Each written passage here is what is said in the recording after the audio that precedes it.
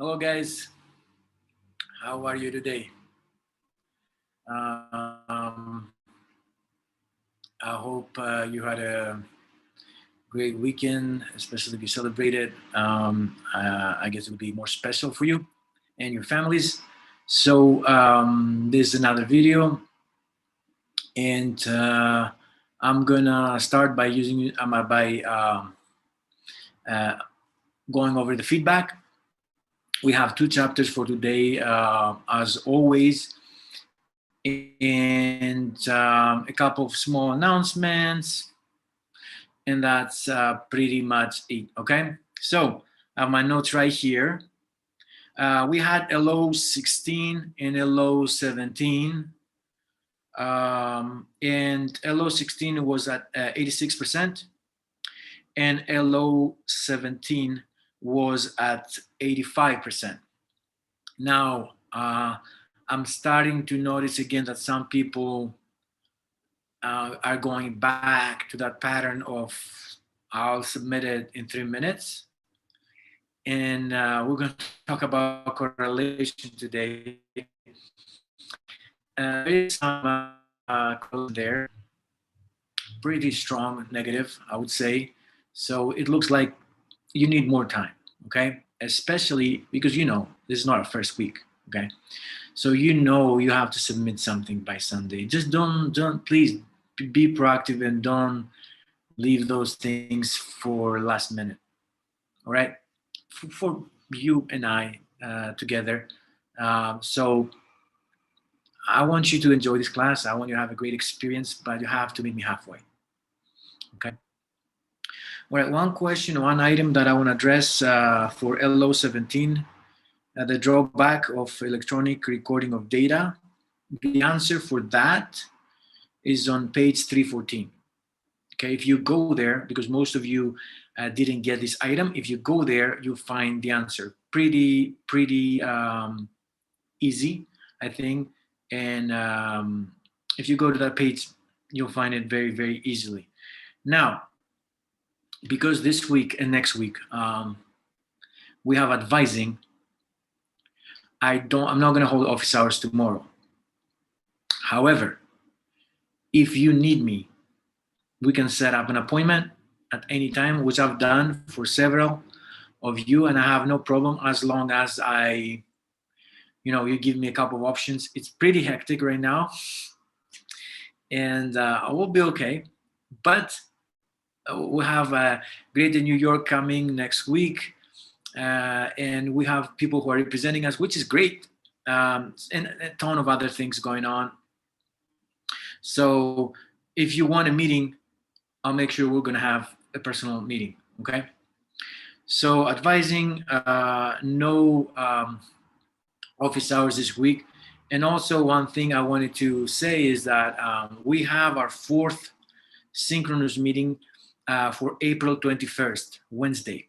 Well, I changed that because I'll be most likely traveling during that day. I have a couple of conferences that I have to attend, physically attend and present. So to play it safe, I moved them to April 20th. So it's going to be, I'll show you in a little bit. It's going to be a Tuesday, same time, just I moved it a day closer, right? So today we're going to have chapters 18, 19, and LO 18 and 19 are going to be the ones that you will have to submit by Sunday. So what I'm trying to say here is this. All right, LO 18, LO 19, two LOs for you, and two for you as well. So these are what we're going to talk about today. Some statistical approaches, not too deep. Don't freak out. It's going to be fine. And how we can draw inferences and not logical fallacies today. Again, both of them important for your project, I would say. So what I was saying is that I want to say two things. We have these two chapters, and then we have two more next week, and then the last two. And then guess what? Draft one, right? So you need to be working on your project right now. You need to. If you haven't started, please do start. Okay, I want to see some high quality drafts, and I'll give you the best feedback that I can give you, so you make it better for draft 2, and you make it even better for your FLO, for your final submission. Okay, this is the time for you to work. All right, so what I was saying is, for this one, synchronous meeting, the fourth one, I changed it a little bit. The link is the same, everything is the same. Is this thing working? Okay, all right. So I moved it from April 21st to April 20. I'm gonna send you emails, I'm gonna let you know, but I'm telling you right now, just in case you wanna make plans to attend. Okay? All right. Nice. Okay, so I'm gonna stop sharing this, and I'm gonna go to the first PowerPoint, which is the longer one for today. This is this one. Chapter, no, this one. There we go. Okay, so this is the longer chapter for today. We're gonna go little by little, and we're gonna figure it out. Okay, so what are we talking about today? Today we are talking about, we're on the left column right here, the statistical analysis. Okay, so we started from the bottom, now we're here. We're starting from up here, and slowly we're moving towards the end. Okay, so here we're going to the stats, and we're talking a little bit about the stats. All right, a lot of terminology. We're gonna go little by little and explain most of it, and the rest of it is gonna be in the glossary at the end of the chapter. Okay, in general, what is, when we're writing our methods, we have to include the stats. And you will have to include the stats in your proposal. So what you're going to do with whatever you're going to collect. Your methodology has to be clear. It has to be in a way, described in a way that somebody can replicate it. Okay. And the goal now is to make some kind of analysis that answers the research question, because you're going to have a research question, right? That is based on a hypothesis or two hypotheses, whatever you're going to do. And to make inferences. Okay? Valid inferences. So that's what we're going to talk about today. So you're going to do some analysis, and you have to do it in a way that you answer the question, and the results you're getting, the numbers you're getting, you can interpret them in a way that you make some valid inferences. Okay? Now, we've talked, some of you, you may do you may propose an experimental study, or you could propose an observational study. Okay? Observational study, there's no manipulation. In the experimental study, let's say you have one dependent variable, that's what you're looking to see if it changes, right? And then you have an independent variable. You manipulate the independent variable to see what's going on with the dependent. So if you have fat percentage here, you manipulate, I don't know, cardiorespiratory fitness protocol, like higher intensity, lower intensity, duration, frequency, whatever, and you see the results of the dependent variable. Because you manipulate the independent, that's an experimental study. If you don't manipulate anything, right, and you just observe, right, that's an observational study. Both of them are important. It really depends, blah, blah, blah. But in terms of causal inferences, which means, can I infer causality? Can I infer a relationship between the variables, right? The experimental design is better for that, okay? So in the observational studies, we care if any, causal inferences, okay? And we've covered that before. We're just going over it again. All right. So we've covered this again before too. So we have types of data, right, that we're going to collect. And here you see nominal numbers assigned reflect to specific categories. So one means fit, two means unfit. Okay, that's nominal. Ordinal. So here we have, let's say you have some numbers here. We have a thing called arbitrary metrics. So you know RP is from 620. So we know 7 is more than 6 and 8 is more than 7, but the difference between those two numbers, we're not sure if they're the same, okay? And that's an issue we have with ordinal type of data. Interval and ratio, I want you to remember them because those are the type of data we usually use for regression. We're going to talk about regression in a little bit. Interval, I'll give you an example, which is in our book. 0 doesn't have a meaning of 0, like there's nothing. It's like degrees of Celsius. 0 means freezing point. It doesn't mean there's no temperature.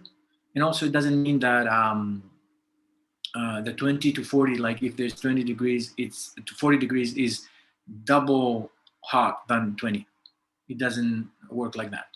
Now, ratio, here now 0 has a different meaning, and the range of motion is a great example, right? We'll have a goniometer, and the athletic trainer or a physical therapist or your doctor, anyway, measures the range in degrees, right?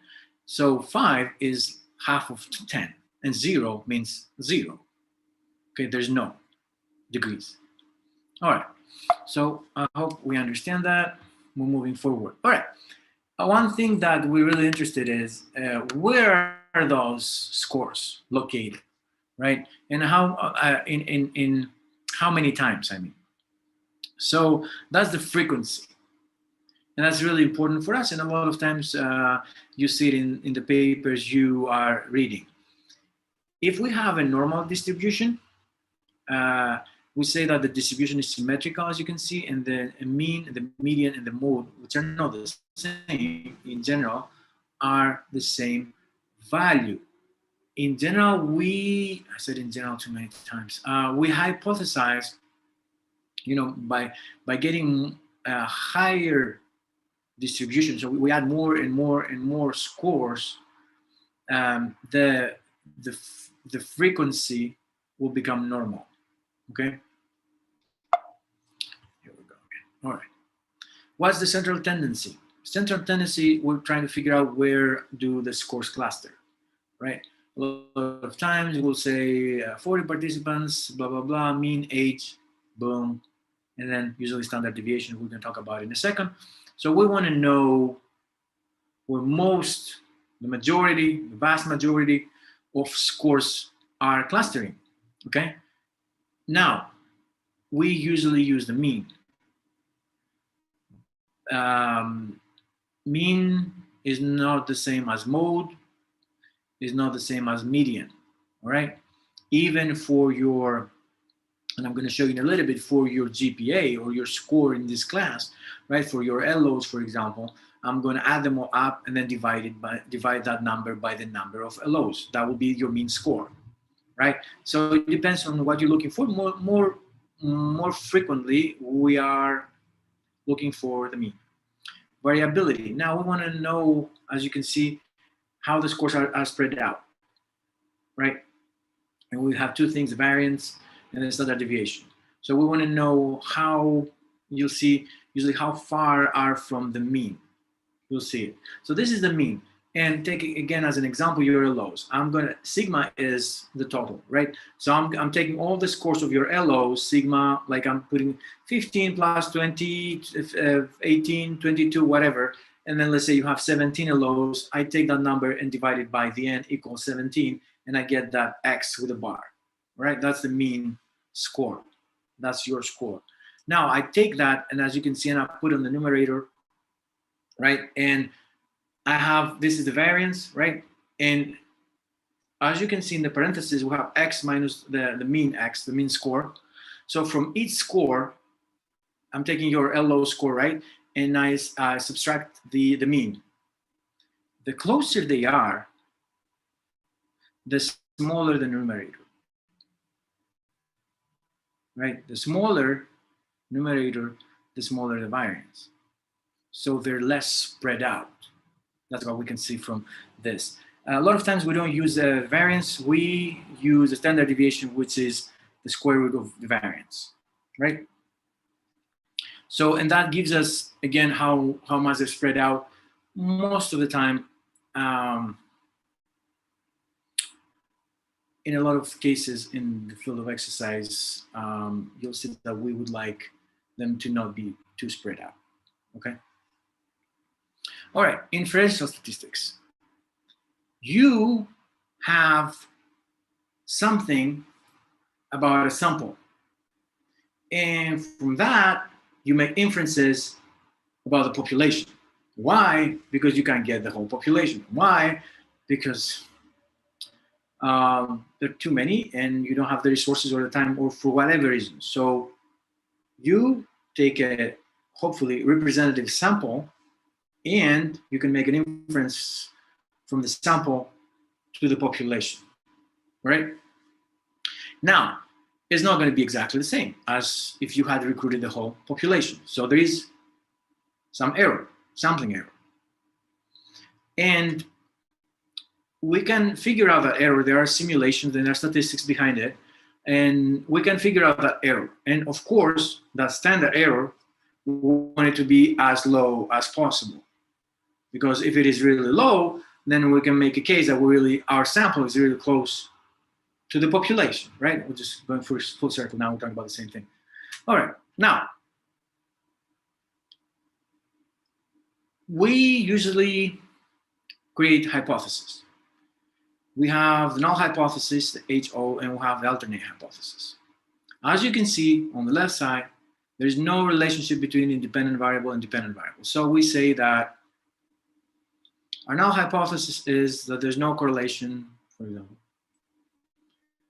between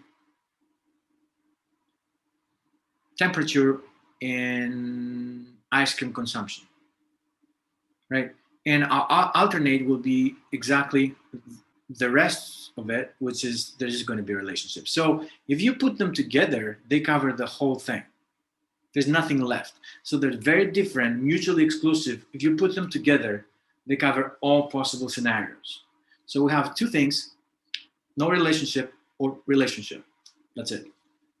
And then what we do next is we do what we need to do. We run our stats and we make a comment like, did we find evidence to support or reject the null hypothesis?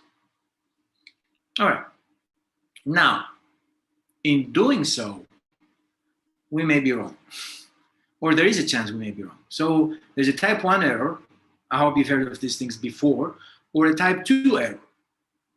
So if we reject our hypothesis, our null hypothesis, and we shouldn't, that's a type 1 error. If we accept our null hypothesis and then we shouldn't, that's a type 2 error, okay? So we need the statistical power, and I've talked about power before. I've talked about power in these videos and in the individual conversations that I had with you about your project, is that do you have the ability to figure out if whatever is going on is correct or not, or whatever you're accepting or you're rejecting? So does your design have enough power to make some statements, right? Because guess what you want? You want your statistical power to be high. So you're more sure about whether you accepted or rejected your null hypothesis. If you have enough power, then you can make a case that most likely, this is correct. So you need enough power. We're going to see in a little bit how we can affect power, because some of you will need and will use the G-Power software. So this is important. Pay attention. Now, effect size. I guess I don't have another slide. I'll say a couple of things about power right now. So we'll talk in a little bit about the p-value, right? The p-value is, so I'm going back and forth to see if I have a slide about that. The p-value is a statistical significance that it is a way for us to figure out if there is statistical significance. We usually use an alpha level that you will use in your G-Power analysis, and we put 5%, 0.05. It's very typical, right? So whatever result we have when we say, you know, it's statistically significant, we're kind of 95% sure that it didn't happen randomly. If we want to be, for example, 99%, that will decrease our statistical power because it's more unlikely for that to happen. That's one way to see it. And so if you increase the alpha level, the power will go up if everything else is the same. One way though, and we're going to talk about this a lot, because this has to do with your project. Like in all your projects, just put alpha 0.05. But one way to increase statistical power, because you want it up, is to increase sample size, right? So up to a point, when the sample is greater, the statistical power is greater as well. All right, so the effect size now, we're talking about the magnitude, right? The magnitude of this, whatever statistical significance we find. So yes, statistically significance, but does it really matter in reality, right? And a lot of times here you'll see sequence D, and you'll see that specific categories in your book, and based on them, we'll be like, yeah, this is really high effect size. So we want this to be high, okay? It really depends on the field. We talked about effect size before. It's about, in a way, the practical significance. Now we're talking about the magnitude of the relationship. Okay, there is statistical significance, but what's the magnitude of this relationship? Should we care about it or not? Okay, so this is another important part of statistical analysis. The confidence interval is associated with the alpha level. So it gives us a range of values. So we can say, if we put an alpha level of 0.05, we can say that 95%, we're sure that 90% values, right, we will be between this and this. Okay, if you increase the alpha level, you have a different percentage. You can go up to 99%, whatever you want to go. But with alpha level of 0.05, you can say, you know, you'll find this CI, you get your stats, and you get a CI, which gives you value from 22 to 28. I think that's the example in that book. So then you can be like, 95% of the values are going to be between this and this. Okay, so it gives you the range. Now, analysis. We're not going to go deep. So when we have two groups, we usually are trying to compare, or two groups, not two means. So we can have two different groups, a control group and an intervention group, or we can have one group and just make two measurements, like repeated measures, right? So we have two. We do t-test. If we have two different groups, that would be an independent test, t-test. And if we have the same group, so within, we talked about that, not between subjects, within subjects, repeated measures. So the same group, we measure them today and then in a week. Then it would be an independent t-test. Pretty basic stats.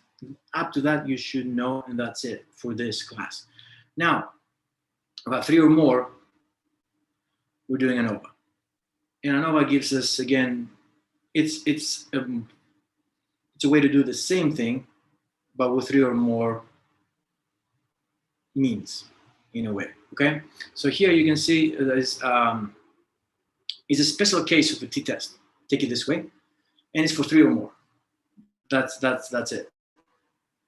And you get an F-stat that means something, okay? It can be significant or not, and move from there. Regression, I told you about which types of data we use for regression, is that line that you will see in a little bit, right? And that's, again, typical analysis under the GLM, General Linear Model. All these models have some assumptions behind them, and one of the basic assumptions is what? Normal distribution that we talked about in the very beginning, right? So I'm not going to confuse you, but if the assumptions are met, then we can use this kind of analysis, SPSS, R, JUMP, whatever software you want to use, even Excel if it's easy. All right, so here, what do we have here? We have an ANOVA, which is called the 3x2. kind of matrix. So we have more than one dependent, right? We don't have one dependent, we have more dependent variables. So here we have how many groups? 2, novice and highly trained. And how many conditions? 3, right? Placebo, low dose, high dose of caffeine. What do we see from this? You see that the circle, right, is a highly trained. So there is a relationship, a negative relationship. So the more caffeine they take, the less the time they need to complete the task. Okay? For the novice, it doesn't really matter, right? It doesn't make a big difference if they're taking no caffeine, high dose, or low dose. And this is how you read something like this. Correlation and regression. So what do we see here? We see a line. We see where most of the data are going to be located. If they're spread out, we see them a little bit graphically. That's nice.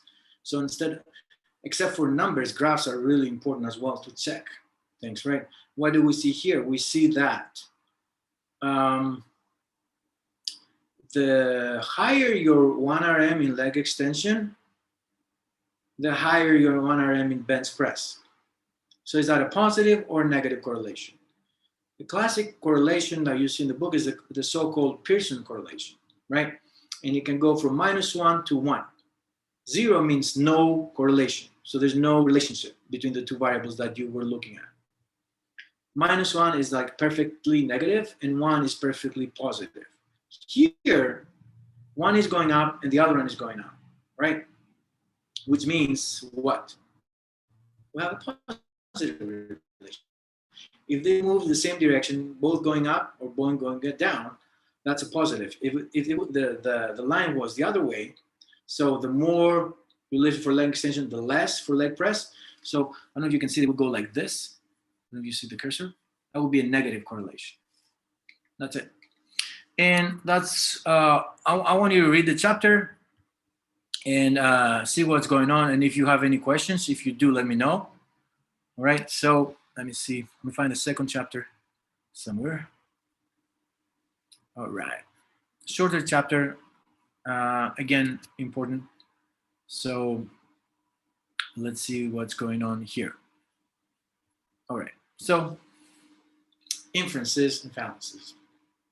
We're gonna go a little bit philosophical, not too much, but I think we'll be fine. Just follow my lead. All right, so here is mainly about, you've done this and you're trying, let's say, to write your manuscript, because here you're analyzing your results mainly in, you're trying to figure out the conclusions. So what does it mean, right? Who cares and what does it mean? And also what we're going to talk about today has to do with the intro of the study. So it kind of, it's also somewhere around here when you're trying to figure out what's going on and this. So how you collect data and which kind of method would you use to figure out the purpose of the study. So again, this affects and has to do with your FLO. Less terms, little by little, one by one, we'll figure it out. All right, inferences. Inferences means that, as you can see, we are deriving logical conclusions. We have some premises, some statements that we know, right? And if they're correct, if they're true, all of them, right? We can combine that information and then make another statement, which is logical, okay? And that's the point of science, right? We have something and then you add something into it and then we can move by you deriving another logical conclusion that drives science and knowledge forward. Is that always the case? No. So let's see what's going on. This is a nice chapter to actually, it may remind you of some people how they talk when you have an argument. And then you're like, what? How do you even go there? So we're going to talk about today how you do a scientific argument, and it may help you in real life as well. All right. If we don't do the scientific, we have that error that we eventually will take us to the term that we're going to use a lot today, logical fallacies. We don't like logical fallacies. That's not what we've gone for. It happens. Let's see how it happens and how we can avoid it. All right, deductive reasoning. One way to reason is through deductive reasoning, very popular. Aristotle, the man, the myth, the legend. So here, it's called the top-down reasoning, because you start from the general thing and you go to something specific. Okay. So and as you will see in a little bit, that's one way to. It's a little bit safer in terms of reasoning. It's harder to make logical fallacies to reach logical fallacy if you are using the deductive reasoning. All right, so let's see some examples about this. So in deductive reasoning, we have different kinds of laws, right? So here, as you can see, we have the law of detachment. And here we have a conditional statement followed by a hypothesis, right? So all cells of the human body use ATP as an energy source. I'm just reading a couple of examples from the book, okay? That's one premise. Second premise is the cells that make up the heart are cells of the body. Conclusion. Therefore, heart cells use ATP as their energy source. Okay, that's the law of detachment. Law of syllogism is a little bit more complicated. We have, as you can see, two conditional statements. Example. Ben ran 5 miles every day for 4 weeks and improved his performance in a time trial. Larry ran 5 miles every day for 4 weeks, so same thing, right? And increased his maximal oxygen consumption, aka VO2 max. Conclusion, therefore, we go to the first guy, Ben now. Ben ran 5 miles every day for 4 weeks and improved his performance because he increased his VO2 max. Okay, a little bit more complicated, makes sense though. And the law of contrapositives. So here we have a hypothesis and a conclusion, and if one is false, the other one is false as well. Example, during physical activity, blood flow to skeletal muscles is increased. Second statement, blood flow to skeletal muscle is not increased. Conclusion, therefore, no physical activity is taking place. All right, so usually this happens, in this case, this happens, so it makes us conclude that in this case, no physical activity has taken place. All right. Okay. Inductive reasoning, much more recent. It's pretty much the opposite kind of way of thinking. So we have something that is very specific, and then we try to generalize it. Very common, as you can see, foundation of the scientific method, but very easy to lead to logical fallacies. And one type of abductive reasoning, one type of inductive reasoning is called abductive. And here we give, in a way, the best explanation. So the theory behind it is, we're not saying this is correct. We're just saying that based on what we know, that's the best way we can explain the phenomenon, for example, okay? All right, inductive, commonly found in introduction method, right? So you may use it in your intro, and it may bring you to your hypothesis. The deductive is you take whatever you know from your study, right? And you kind of combine it with whatever other people did, and then you make a statement. That's why it's more commonly found in the conclusion section, right? You're not going to write a conclusion section because you won't have data. You're not going to actually do it, right? I was just saying it right now, just for you to understand when you're reading, at least when you're reading papers.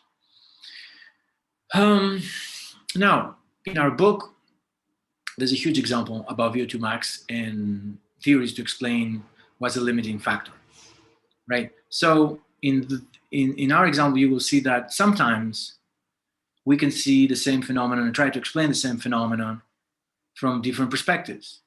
And it doesn't mean that they're both wrong or they're both right.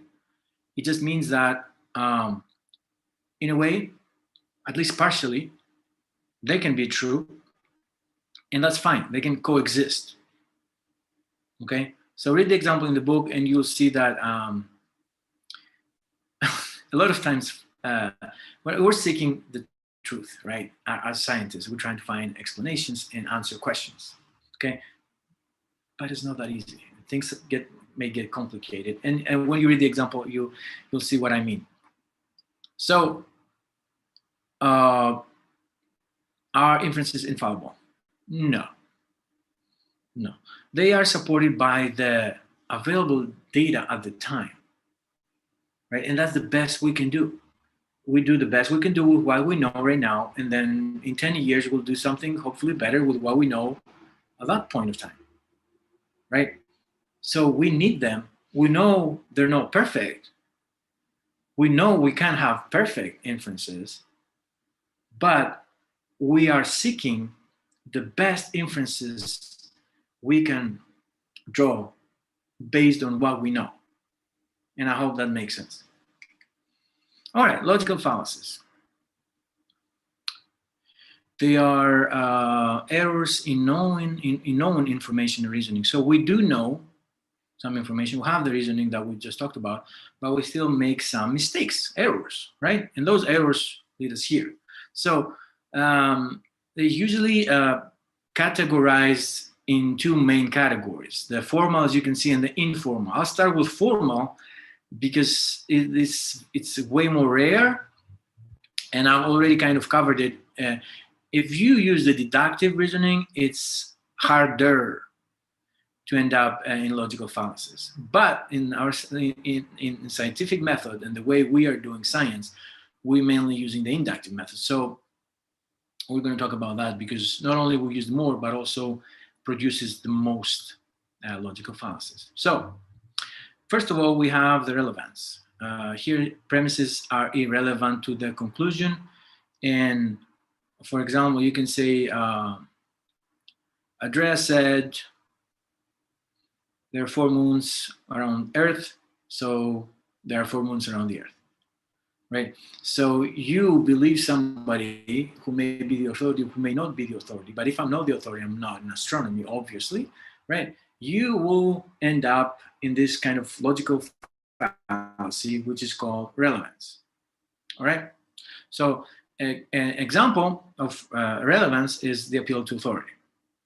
Now, ambiguity, we have a vague terminology. And here we have something that a great example, or the most common example, is equivocation fallacy, and has to do with, a lot of times a term has more than one meanings. And I'm using example from our book. A theory is only an idea.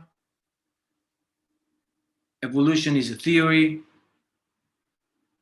Evolution is only an idea. See, it doesn't make sense. And the problem here is now that we are mixing ideas with theories, and this is not the right way to do it. So our way of thinking led us to that equivocation fallacy. And the last one, presumptive. And here we have the circular logic.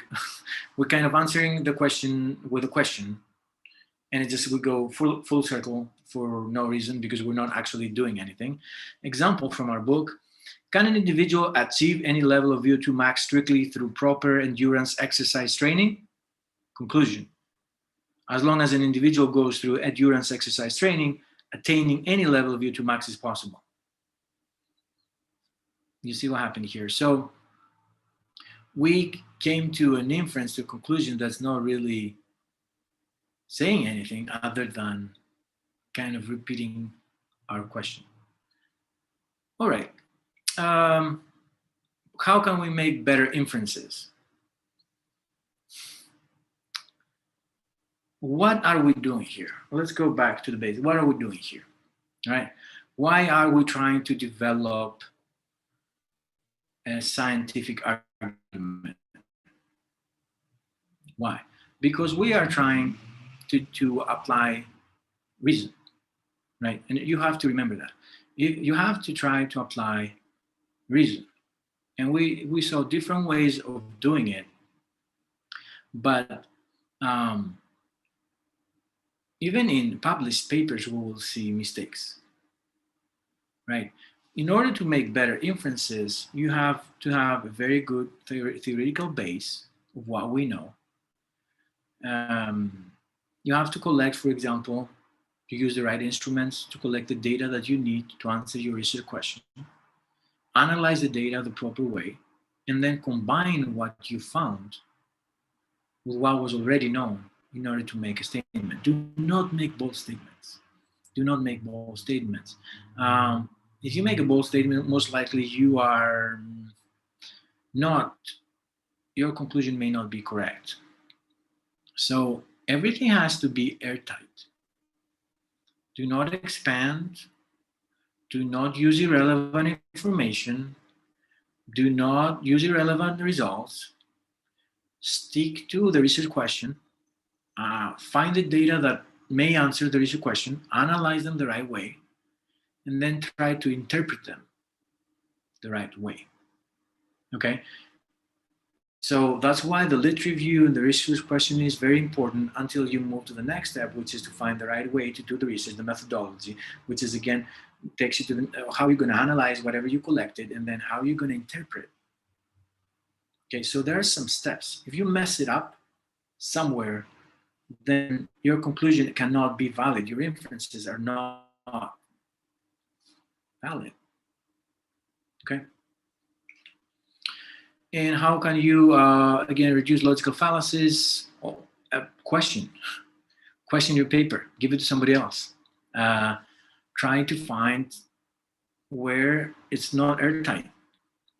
Try to find if you're expanding too much, if you're jumping around, if you really went from A to C without having a B. So you need to criticize what you write a lot of times, right? And if you want to make, as you can see, big statements, bold statements, broad claims, you better have a lot of support.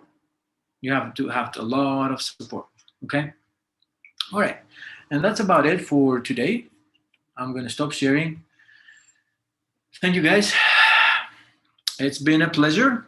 So don't forget, we have LO 18 and 19, no office hours because there's advising. And I changed the synchronous meeting, and it's not going to take place on the 21st, but on the 20th of April. Okay. Let me know if you need anything else. In the meantime,